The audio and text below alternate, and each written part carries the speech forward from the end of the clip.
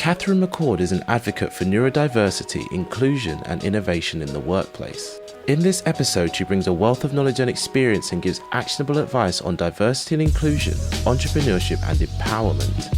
Katherine shares insights on neurodiversity, creativity in hiring, and revolutionizing your workplace so that it works in a much better way. So first of all, for anybody who doesn't know, neurodiversity is the term that is currently used to describe the idea that difference is not a deficit in the neuro community. And it's used specifically to describe people that have a medically visible and or diagnosable difference in how they process information and or stimuli. And that's a huge range, right? So it's anything from like epilepsy and traumatic brain injury all the way over to like ADHD, autism, misophonia, which is fun, obsessive compulsive disorder, all those types of things. So that's what neurodiversity is. And I think that, a lot of people, they do kind of try to self-diagnose. And first of all, I think that general self-diagnosis as neurodivergent, whatever terminology you want to use, I think that that's important because you need to realize about yourself that you have something different about you, right? That something's going on. But I do carefully warn against self-diagnosis in terms of specific conditions, because you can actually end up accidentally causing more harm than good to yourself because you'll assume something about yourself and you don't know about all these other things over here that it could be, right? So a lot of people will self-diagnose as one thing when they absolutely do not meet the criteria for that, but they have these other two things or three things or whatever over here. So I tell people, get the clinical diagnosis if you're able to. That is sort of a point of privilege, but get the diagnosis if you're able to, just so that you can learn how to support yourself. But yeah, other than that, embrace it and roll with it. It's kind of a cool concept, right?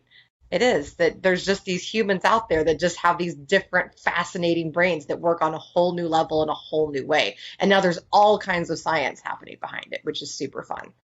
Yeah, I mean, I've heard so many different terms. I've heard neurodiversity, I've heard neurospicy, I've heard sparkly kids, so many different. What is neurospicy? I'm like a little jalapeno. It's so cute. I've heard so many different terms for it, and honestly, at this point, it's something that people are definitely aware of, and people are more open to, and it's not so much of a bad thing.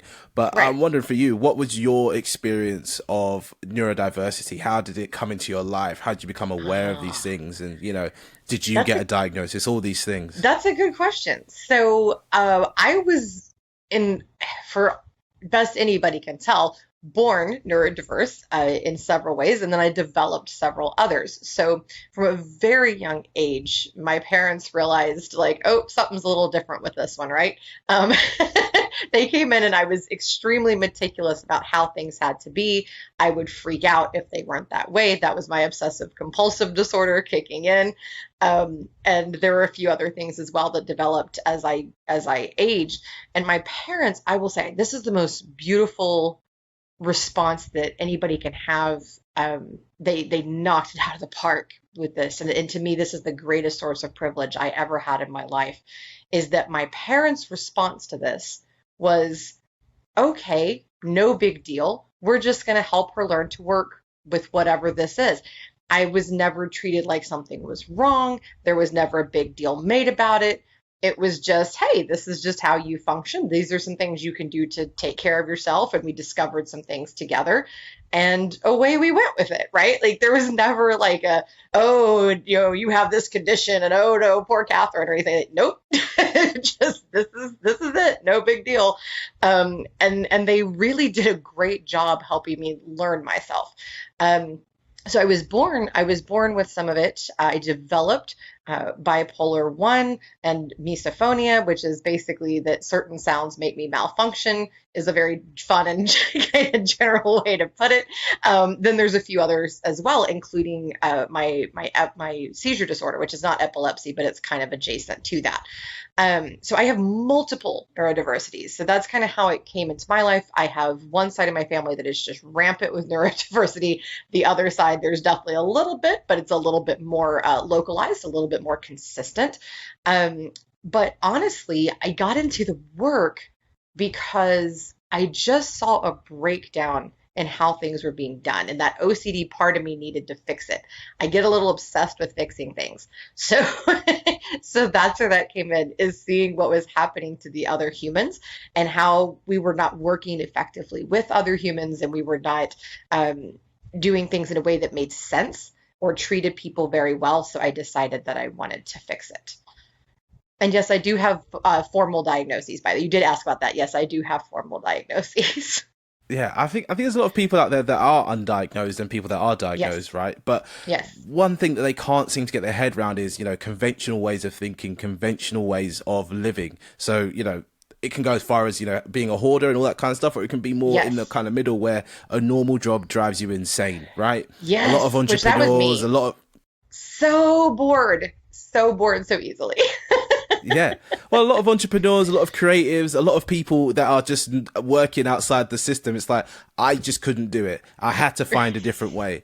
And so that kind of brings me to where we were before we were recording, is the idea that neurodiversity is actually, semi, linked in with this whole genius particle thing, but it's something Yeah, that I think could be viewed as, for lack of a better word, a superpower. So I'm wondering, how yeah. can people with these types of things going on for them turn it into a superpower? How can we view neurodiversity in a positive way? That's a great question. And I just want to say, so right now the science is backing that up. So there's now been a whole lot of science. We went centuries without any real science as to how these things actually affected us. And the cool thing about the human body and mind is that we actually are designed to take care of ourselves and compensate for ourselves, right? So if there is maybe a weakness or a struggle in one area, the mind and the body develop a strength and another. So take dyslexia, for instance. You may have trouble with reading or with spelling. It kind of manifests in different ways. But then you get, hyper creative thinking, right?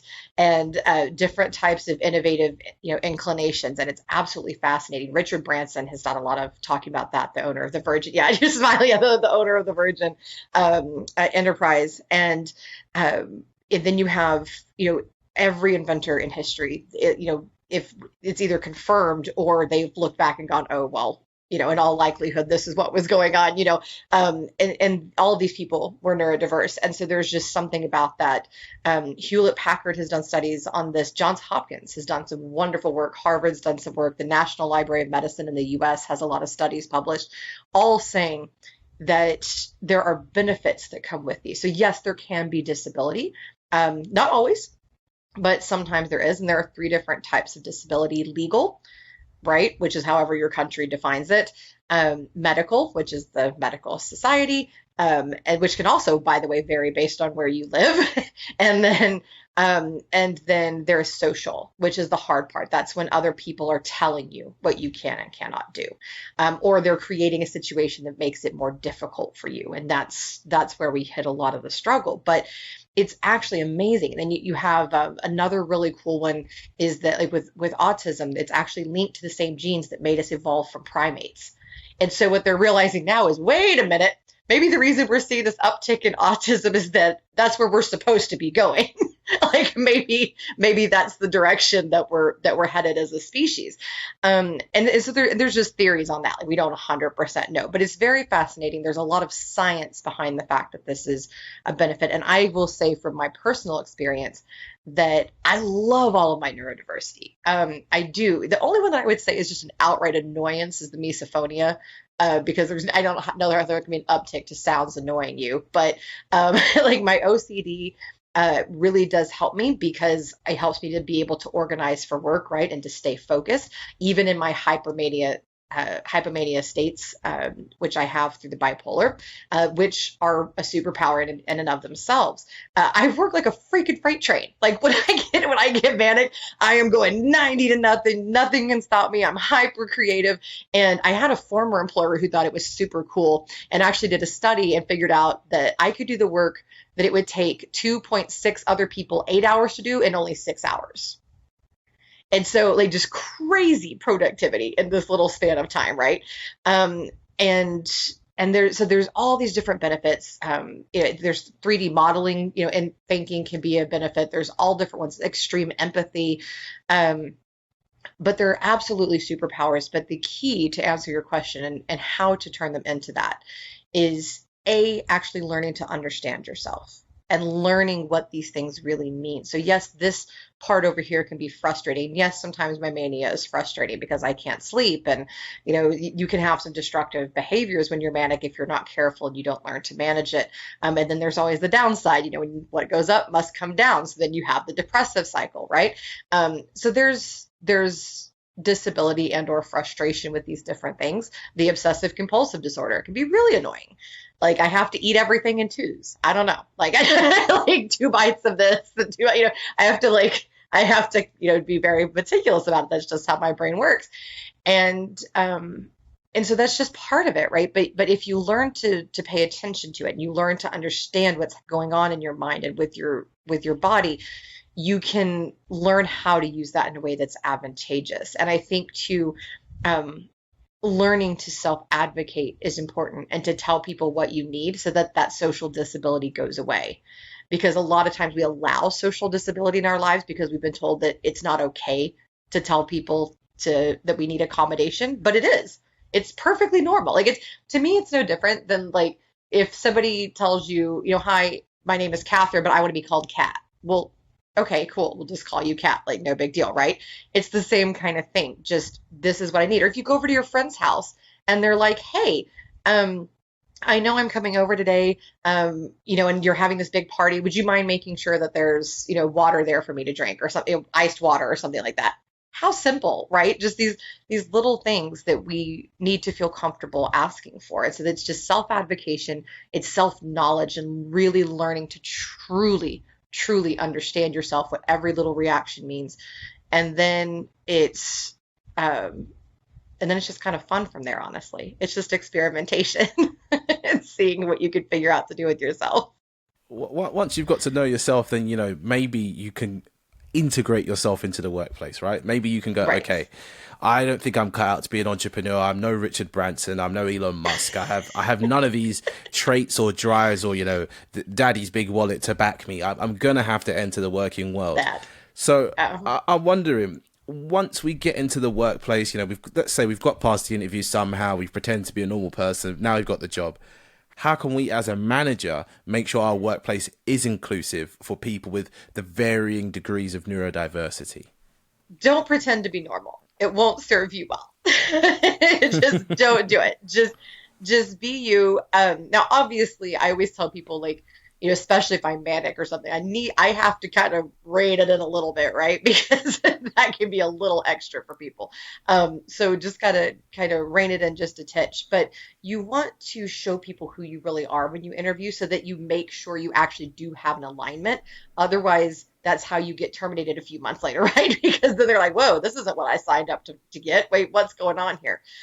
So let people know. And during the interview process, I get asked this a lot, like, how do you ask for accommodations? Just tell people what you need. You don't need to tell them why. You don't need to say because I have autism, because I have ADHD, because I have epilepsy, whatever it is, I need this. Just say, hey, it would really help me out and I could interview the most effectively if we did this. How do you feel about that? Or even humor. Like when I'm meeting with new clients or something like that, I'll go, hey, just so I've run a Zoom call, say, just so you may see some winking or twitching on this side of my face. I'm not trying to pick you up for a date. I'm just having a little bit of seizure activity. Don't worry, I'm okay. I will be perfectly fine. And we just kind of keep on marching. But when you get into the job, number one, make sure that you speak with your leadership about how you like to learn, how you like to communicate.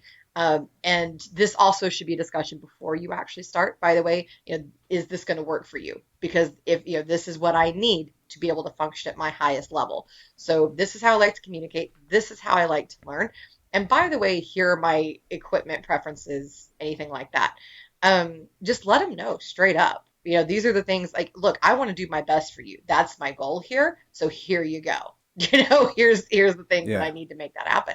On the company side, and this is kind of my jam, right? This is what I teach companies to do all the time. Start with making accommodations standard options. Stop making people jump through hoops. Stop making it a big old deal. Just have various equipment options, technology options, communication options, so on and so forth, that are just standard that you just hand people, go, hey, here you go, here's some stuff we offer, and here's a fill in the blank for anything else that you need. Because every single human out there, every single human has their own preferences, right? Things that will make them more comfortable. And I mean, any scientific study you pull up, the last one I read was in Psychology Today, but there's tons of them out there, will talk about how the human mind is in better form and better function when it's allowed to work in a way that's natural, right? And the same thing with the body. So the more comfortable we are, the more naturally we can work in a way that makes sense to us as individuals, the more productive we'll be, the more innovation, and ultimately the higher profits. Hewlett Packard did a great program about that, where they just let people work however they wanted. I mean, people up walking around while they work, people that sat on yoga balls, noise canceling headphones, all this different stuff. And they found that team to be 33% more productive than their counterparts. That's huge. 33% more. Just think about that. Think about that. That is so crazy. That's an astronomical amount. And on top of that, the people were happier, healthier. They reported that they were actually excited to come to work. Who knew, right? Like, so when you do these just very basic, simple things and just let people do things that are natural for them, they produce more and they're happier. So as a company, it saves you money ultimately. It ultimately will save you effort. It sounds like it'd be so difficult, but it's not. It's just as simple as, okay, that's how you're going to work. Cool. You do you. That's simple. Yeah, I mean, you got to support people. There's a reason why you hired them. You like their skill set, and you want Yeah. them to do the best work possible. And something that could affect pretty much anybody. You might not be neurodiverse, but something like mental health in the workplace. Which is part of It's the neurodiversity, topic by the of. way. Yeah. Ah, Yeah. okay. It's a big topic at the It moment. Everybody's is. talking about it. It's not a dirty word to say No. anymore. But the problem is, HR is there to protect the company. This is something Yes. that if you don't know it now, you know it. HR is there to protect the company. They're not your mate. They're not your friend. They're not there to protect you. Historically, yes. But That's true. but how can a company, because people listening are entrepreneurs, business owners, they're in charge of hiring and firing people, but in an ideal world they hire people and keep them for as long as possible. Right. How can they support people with mental health issues outside of the whole, oh, we offer private healthcare, we offer therapists? What are the smaller ways that we can make sure that people are turning up to work to do their best work in their best state Best of health? selves, best healthy selves. Really, first of all, I get back to let them work in a way that's natural for them. So if somebody, for instance, has depression, then maybe that day they don't want to do 50,000 social things. Maybe in the meeting they're going to be a little bit quieter, and you don't need to make a thing of it. You don't need it. Just let it ride. Just let them be them. Maybe develop a signal with them where they can just, have a setting on their teams, or they can know whatever to just let people know. Not social today, no thank you. I saw one employer and it was really cute. They had like this little color wheel, and it said like where you were and how you felt social or wanted contact that day. And people were instructed, everybody's instructed to respect the wheel. Like whatever color that says, that's how you address that person that day, and that's what you do with them. Um, Another thing that I think is genius that I saw a client of mine do, and at first, I'm not gonna lie, I totally made fun of it. They even know this. Like, this is not hidden information. Like, I was like, what is with them? This is so cheesy. This is so dumb. But it turns out it works. So, I had to eat crow on that one. But they call it the traffic light system. And, here in the States, it's red light for stop, yellow for, proceed with caution, and green for go. And so at the beginning of every meeting and every interaction, they say, okay, everybody tell us your color, and you can feel free to elaborate or not. And what they did was when somebody was in yellow, they would say, okay, the appropriate people say, okay, how can we help today? And they would just jump in and they would provide resources and give that person support. If it was red light, there were no decisions made in which that person needed to participate that day, because that meant that they were not in the right mental state. And that gave them grace and it let them decompress, and nobody thought anything about it, right? It was just, okay, they're just red today, no problem. Another day they'll be yellow or green and we can proceed, no big deal.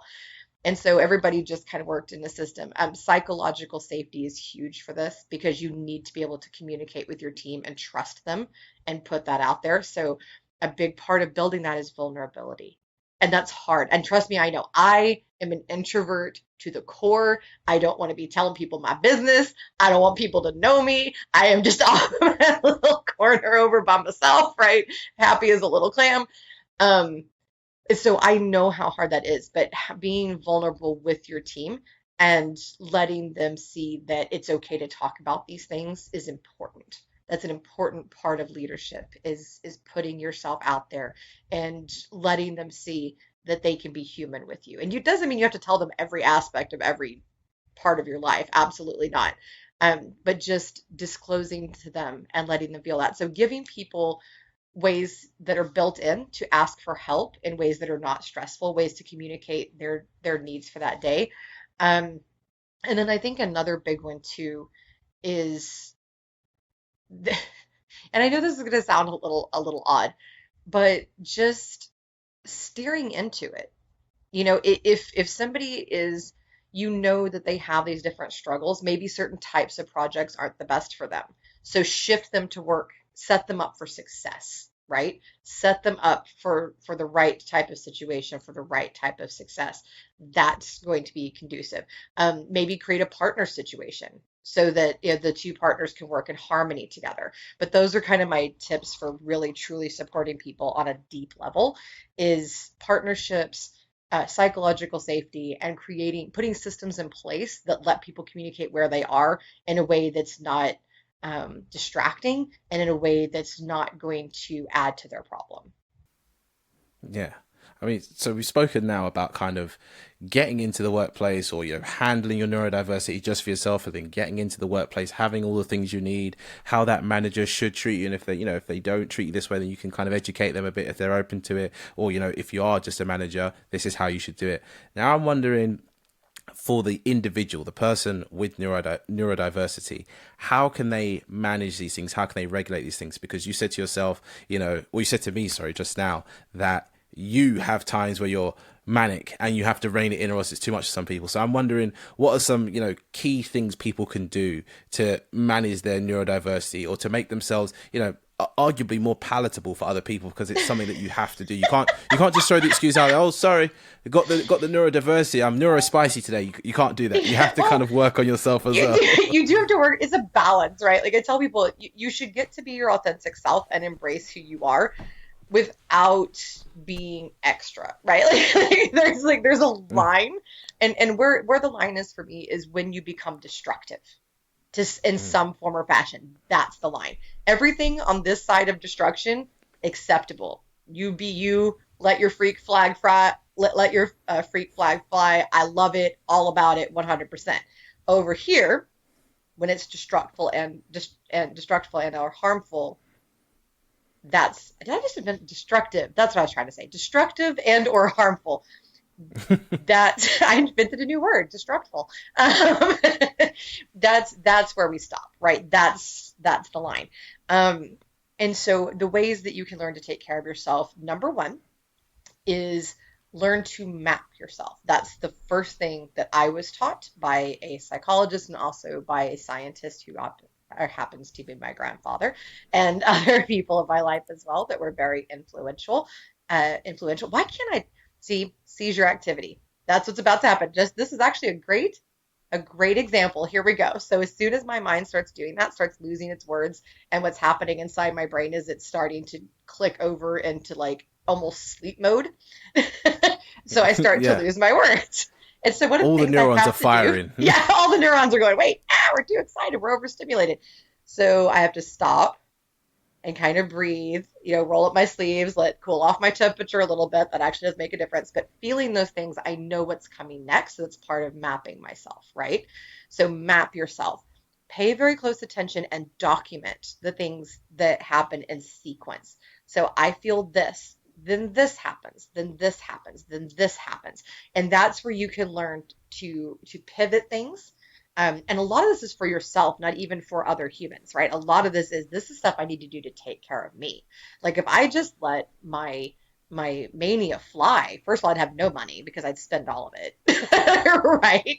And I would do all kinds of impulsive, just bizarre things, right? Like just bring 50 animals home in a day because I love animals, and that just struck me as the thing to do that day.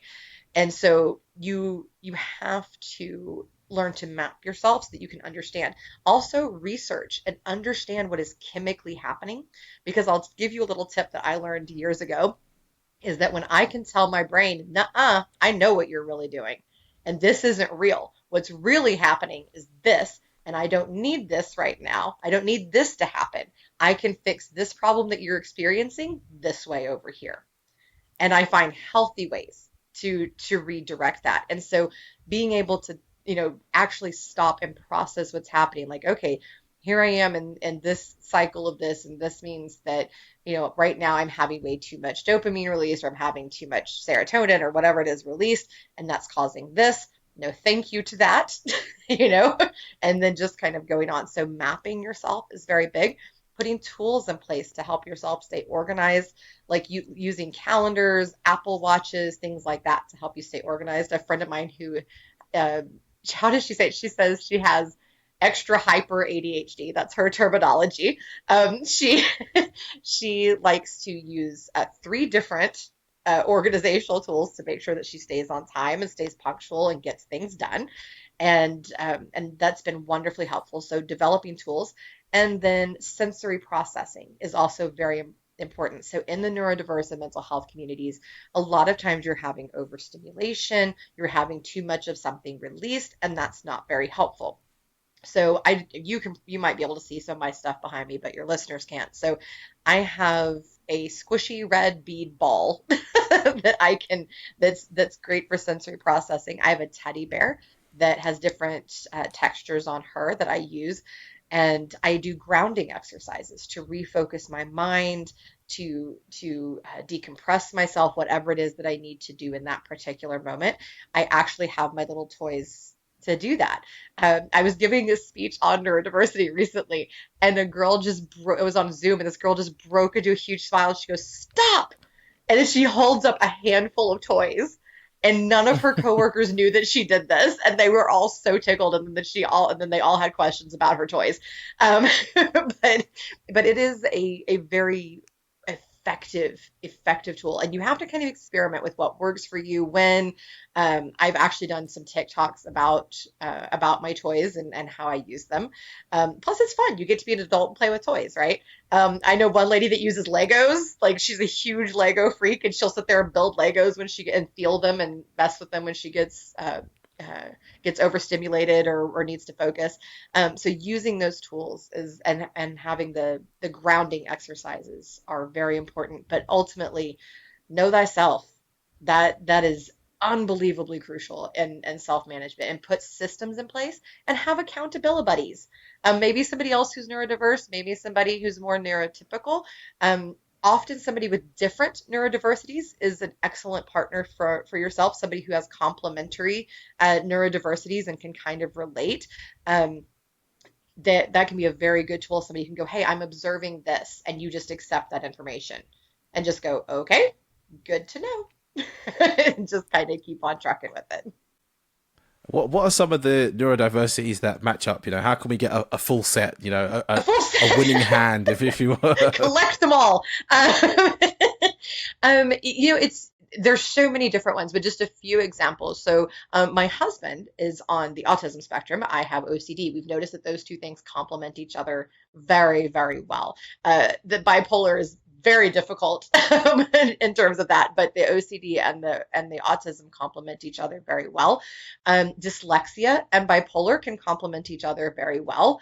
ADHD and bipolar can complement each other very well. You'll have, trying to think, Tourette's and either epilepsy or actually, I've seen some work very well with bipolar, and also traumatic brain injury can be really complementary depending on what the injury is exactly and how it manifested.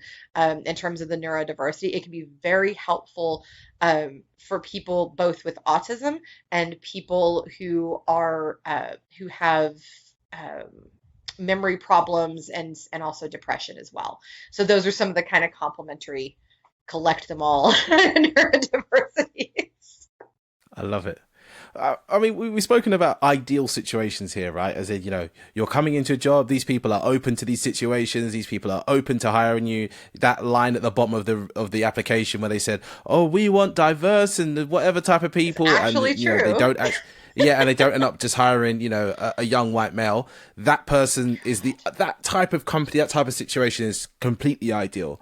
But there's people out there. There's a person listening to this who is currently in a job, and it's rigid, it's rooted in that old corporate, listen, come to work, be normal, come to the drinks afterwards, go home, and that's it. If you start causing problems, we'll write you up once, we'll write you up twice, third time's a strike, you're out, type thing. Yeah. So I'm wondering, what 100%. are some actionable steps that somebody can take to challenge and disrupt the status quo in their workplace, basically with regards to diversity and inclusion? And change it up. And I can, man, that work is challenging. I've been on both sides of it, and it's bonkers. It's a nuts situation. It takes time. It takes commitment.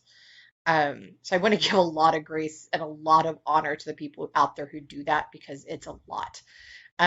Number one is start with accommodating yourself as best you can to get through it. If you want to stay and you don't just want to leave and find something else, if you want to stay and be part of the change, that's beautiful, that's wonderful. But start by doing things to keep yourself sane. Set some boundaries for yourself. Know, okay, when I hit this point emotionally, I'm going to back off from this work for just a little bit and then come back to it. Or these are things I can do to help make my life a little bit easier in the meantime. Then find an ally. Start with the next thing is find an ally, somebody in the company that people listen to, that listens to you. And they don't need to be 100% on board with you right away, but it needs to be somebody that will get the right people listening to you, right? The types of people, executive assistants can be great for that. Good HR people, specify good ones, because man, there are some nightmares out there. Legal is actually a great one. And here's why: they don't want to get sued. So if you're starting to point out things that could eventually lead to lawsuits if they're not changed, guess who's going to be a great ally for you? Legal. So legal is a really fantastic one. But anyway, whoever it is, find your ally, right? Then make your business case. And I mean, God, I wish that people would just get through their head that integrity should be the thing, right? But a lot of humans suck. Let's just be honest. So that's just not the thing. So you have to, and people also have a huge ego defense, right? And that's a naturally occurring mechanism. It's your biggest challenge in diversity, equity, and inclusion. And what that is it's that natural response that because your brain needs to be correct. Biologically, it needs to be correct. So that's that natural response that when something is different than what you think, your brain starts throwing up defenses as to why it's right and they're wrong immediately. And think about it. We actually see this happening on social media, right? Somebody will make a perfectly well articulated point, and then there's all these people just saying dumb things back that make like no sense, right? That's the ego defense in practice in the most visible way possible. But every single human does it. You can train it out, that type of thing. But you also, when you're doing diversity and inclusion work, you need to be ready to combat it. And that's hard. So learning to do that, first learn to do it yourself, because you're going to have to listen to some nonsense and just take it and process it back to them and help them process it. That's the hardest part of inclusion and the burden. It would be great if the burden wasn't on the marginalized humans. That would be wonderful. But sadly, we've got to do some of the work too. That's just part of it. And part of it is that we need to be able to listen to the other side, receive what they're saying, and not assume why they're doing it, but ask, respond in curiosity. So talk to them, teach yourself to have those conversations, and then build your case. Build your case. This is why. This is why we need to get to here. These are the things that will help. Using some of the studies and stuff that I cited earlier will work. Talk about Hewlett Packard. Talk about Boston Consulting Group proving that you can make an extra 19% a year in profits if you do these things, right? So start with those types of things. Say that's our goal, right? This is what I want to help you achieve. And then say, and this is how we're going to do it. And it needs to be very actionable things that have metrics. Okay, that's a big thing that people miss when doing inclusion work in a business. This is why we're seeing a lot, well, one of the reasons we're seeing a lot of diversity and inclusion people being laid off right now is that there's been no metrics. In the company's mind, nothing's being done because they can't see it, right? So come up with actionable things. So for instance, if you're going to make accommodation standard options, great. So do that and then have touch points as to how you're going to tell that that's working and giving and showing improvement. So are people happier? Are they healthier? Are people staying with you longer? Is production going up? Are new innovative things happening on the team? Have markers so that you can show the progress. And going to a company and telling them, I'm going to make your people more productive, happier, up your retention, increase increase the candidate inflow, and ultimately increase your profits and customer satisfaction. No company's going to argue with that. Just go in and take it on, and just kind of go at it from that standpoint. You have to make it make sense to them. And then again, it needs to be very actionable. It can't just be the feel goods. Yes, have the education. Yes, have speakers come in. Yes, have listening sessions. Yes, do these things, but then have actionable ways that companies can see the progress, or else you're just going to get shut down. Yeah.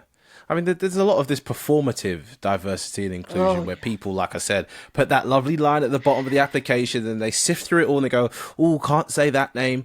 Oh, okay, we don't really want too many women in here. This is a really lad boys culture. Oh, he looks good. John Smith. Oh, okay, I'll bring him in for an interview. Perfect. He comes in. What's your favorite football team? What's your favorite, what's your favorite sport? Oh, great. Yeah, he seems like one of the lads. Oh, he's got the same hairstyle as me. He looks like he's the same type of guy, whatever. He looks like my son, all that kind of stuff. And these are things that are slowly becoming more challenged, right? These are things that people are fighting against now. And I say fighting for lack of a better word. They're pushing against these things. But I'm wondering, these people that are in these positions of power and able to make these changes, how do we actually get their mind turning in the right direction? Like, okay, they know that they can't say certain things in an open forum. They can't do certain things in an open forum anymore. But that's not change. That's hiding. Do you know what I mean? That's hiding. We want to change people. We want to, change litigation, change processes. Mm-hmm. So we get to having that conversation with that person. We spoke to the executive assistant. Now we're speaking to the department head, the CEO or whatever. Where do we start this conversation with them outside of this is what I need, this is how it would improve things, exactly, etc., etc. The business case would be, right, okay, we've got these researches, we've got these kind of bits of work. That's the hard stuff, right? Not the soft stuff. Yeah. But once we get in there, what exactly are we saying to them? Because there's someone who's going to listen to this and go, right, Monday morning, I'm going to go do this. I'm fired up. I'm going to go. Do you know what I mean? Let's give them the handbook on how to get this going. How you would go in and do it per se. What I do is I start, and I learned some of this from some remarkable humans. And I'm going to give them some shout outs right now. So the first one that really hit me in a very unique way was Sharon Hurley Hall, who is in your neck of the woods, your side of the pond, so to speak, and does some wonderful anti-racism work. And she taught me some new language that really just shifted. And she said, sometimes we need to say the words that will get people to keep listening. It's not about that the other language was not correct, but we need them to hear us. And so we need to pivot our language. And so, for instance, she says, unearned advantage instead of like white privilege, male privilege, whatever it is. She says unearned advantage because nobody's going to argue with that. Yeah, like, yes, I didn't earn this advantage. Yes, it's an advantage. It kind of, because the word privilege in our society has somehow become linked to money, so that there's an arguable point, right? Whereas if you just say unearned advantage, and it's also not a trigger, right? It's not a trigger word, so it kind of decompresses the conversation. And then the next big influence was Seth Butler, who is a wonderful, wonderful inclusion speaker. He has an education background, and he does a lot of spoken word. Master of spoken word, man. His stuff is super freaking powerful. And he really uh, gave me the term curiosity to focus in on, and takes the approach that we need to have a human understanding, and we need to listen both ways and hear each other as we are, or we're never going to make progress. And that can be so hard, right? Because if somebody's saying something that's just outright messed up or stupid or whatever it is, right? It gets, or if it's just harmful, even if you know they may not mean it that way, but it's just so harmful, and that can just hit you so wrong, right? We still need to stop, not respond in ego, and respond in curiosity, and also not assume why they're saying something. There's always a lot of assumptions, right, as to why somebody's saying something a certain way. But maybe that's not it. Maybe there's something else in their past that we don't know about. And just having these conversations and just slowly. So when somebody says to you, for instance, if you're going in to have this DEI conversation and they're like, well, it's just I just don't think that this is going to work for us. This is how we've always done it. This is the process that we need. And just say, okay, so what I'm hearing you say is that you have a lot going on right now, and making a change would be difficult for you. Yes, that's exactly what I'm saying. Okay, as a business owner, sometimes short-term pain is worth it because of the long-term benefit. So what if after just, a week or two of having to practice this change, you could have this whole new process that would make things flow so much easier and would yield much stronger results? Wouldn't that be ultimately worth it? And just kind of so responding to what their pain point is, to what their confusion is. The same thing when people are confused by things. Like I get this a lot, like in inclusion talks, when people, bless their little hearts, are so confused about things that just really aren't that confusing, but they're so massively confused. Like, why if I say this is that racist, or why if I say this is that misogynist? If I do this, how is that ableism? Whatever it is. And explaining to them, because people, I know this sounds ridiculous, they actually don't get it sometimes. They legitimately do not get it. So if you just take the time, and again, it stinks that labor is on the marginalized humans, but frankly, I mean, there's no other real way for them to get it. There's some books, there's some things out there, but to really understand and answer their specific questions is so very important. And again, I get what I'm saying, and it's frustrating. And there's days that, trust me, I even have to say, not today.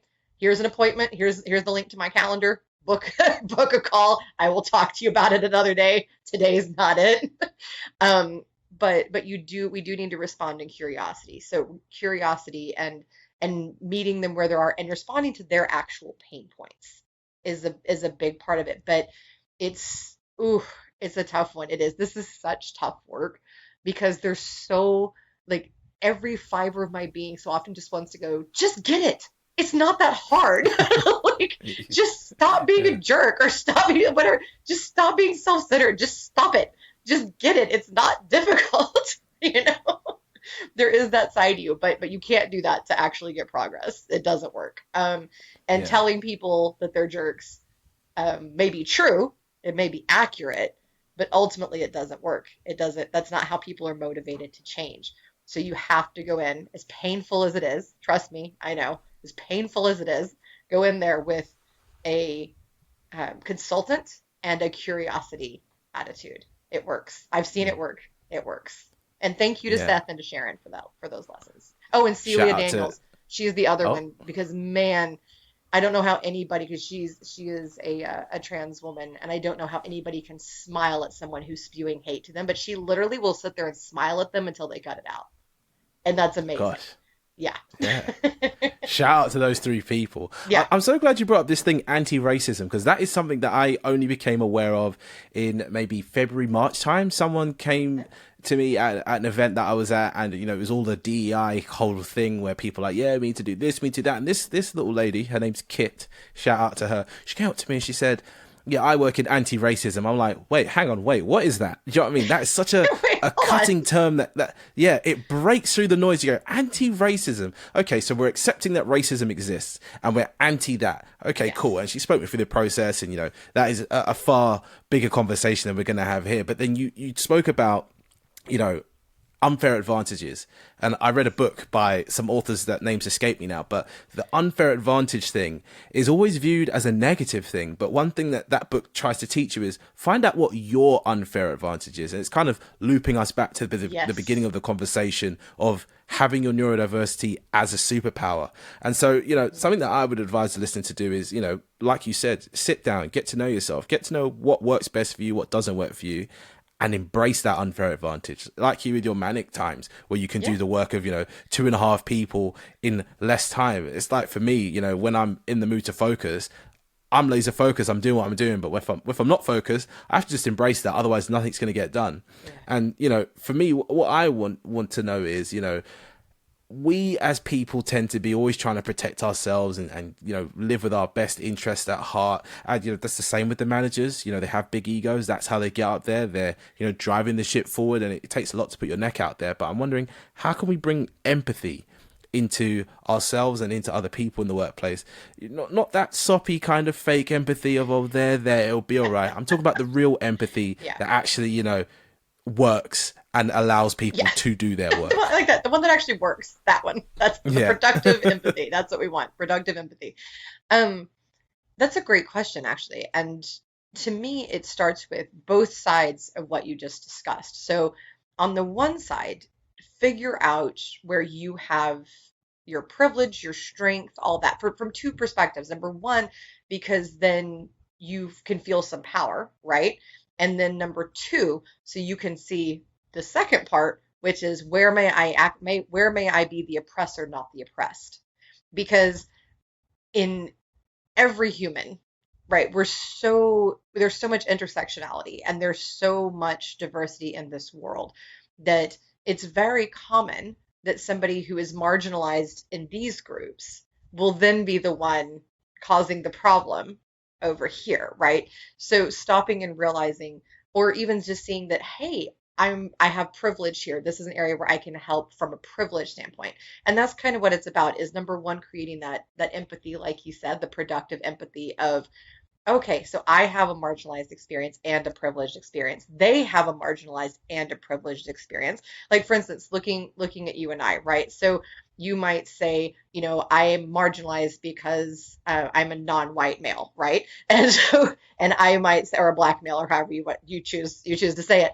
And I might say, well, I'm marginalized because I have six invisible disabilities and I'm a woman, right? Or whatever, whatever the thing is. And so we both have an opportunity to help from a position of privilege. And then we both have an opportunity to empathize with each other as a fellow marginalized human, and realizing that almost everyone, I mean, you're going to be hard pressed to find somebody that's not marginalized in some way, shape, or form, right? Um, then you can kind of hit that empathy factor, right? And even if it's not them, even if it's like maybe their mother or their father, whatever, that fits into that, creating that empathy, that productive empathy, to your point, because then people do want to take action, right? The second that it's personal, now I care. Now I want to do stuff. So helping people find that productive empathy and to understand the balance of where they kind of shift between the two, the marginalized versus the privileged, I think is a huge aspect. But of building true inclusion and building productive empathy is just understanding each other and communicating that. I've seen an exercise. There's an event that I attend, HR Disruptor Summit, where we all took the time to identify to each other, right? And it was amazing, the conversations that took place. And there was one lady, she goes, I never thought of myself as being in a marginalized community. She goes, I'm white, blonde hair, blue eyed, I'm relatively young, because I never thought of myself. She goes, but I'm multicultural and I'm religiously diverse and I'm a woman. She goes, so wait a minute, hold on a second. And then it was personal to make progress. And she said that was one of the biggest lessons that she took from that was, wait a minute, this is personal to me. And that's what we need to realize. This isn't just about this group or this group or this group. That's why I like the term inclusion, because it cannot be exclusive by pure definition, right?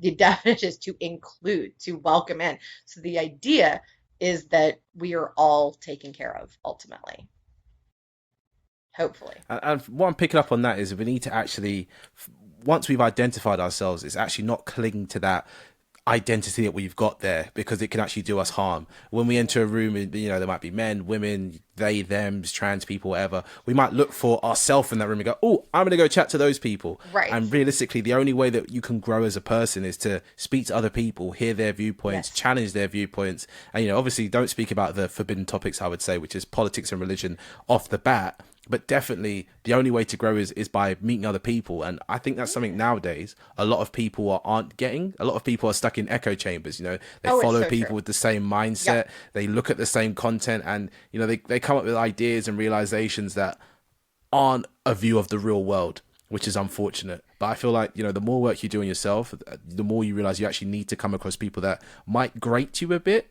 but that grating is helping you grow. It is. And it's wonderful. Some of my favorite people are the people that can ride my nerves the most. Like that, just because they're amazing, incredible, challenging humans.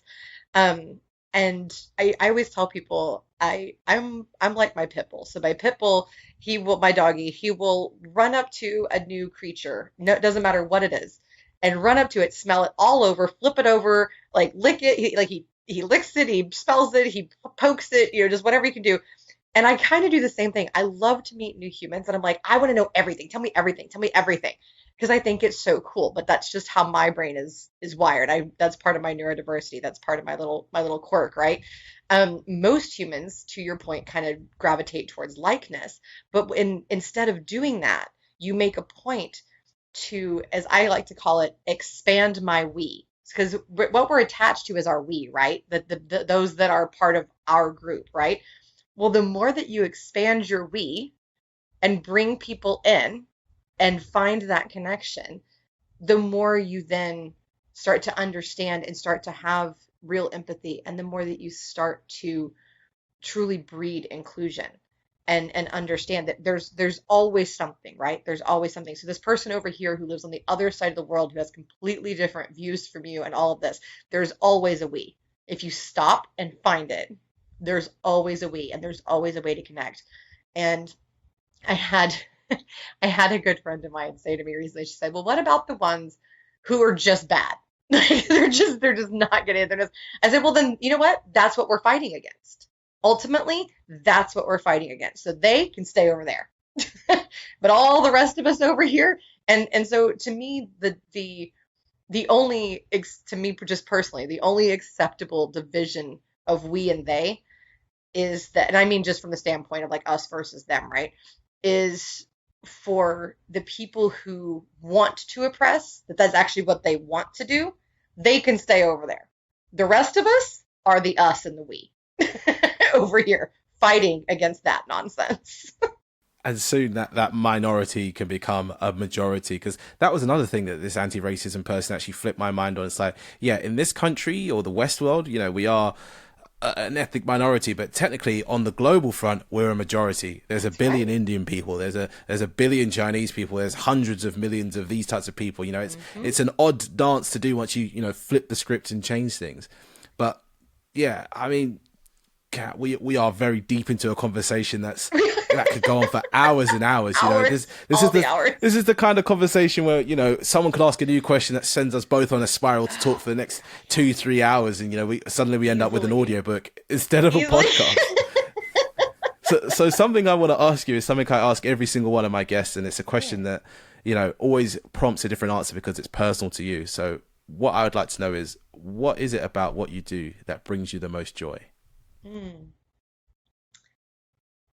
I love I love to have the people that you see light up, and then you get an email a day or two, maybe even a week later, that says, thank you so much for coming to speak or teach or whatever the case is. You said this, and now we're doing this, and this is the result that it's made. So to get to either see or learn about the trickle that's now these better things are happening because of this. And these people are better and they're happier and they're healthier. And the world is moving forward because of something that I did. That's the best part of my work. That right there. And even if it's just something inside of them that changed and maybe now they feel like they can self-advocate or they feel healthier or happier. Great. Well, what wonderful things are going to come of that, you know? So that to me is the best part of my work, is to see the world start to get better. Where can the people find you online? They can find me on LinkedIn. I'm one of 2 Katherine McCords, I think, that spell my name my way in the US. I'm very easy to find. Also, kmccordspeaking.com is my speaker website. And then my company's website, and we are starting to work internationally now, super excited about that, is titanmanagementusa.com. Thank you for listening to People Explained. New episodes come out every Monday. We would appreciate it if you gave us a review on Apple Podcasts and shared this episode with a friend.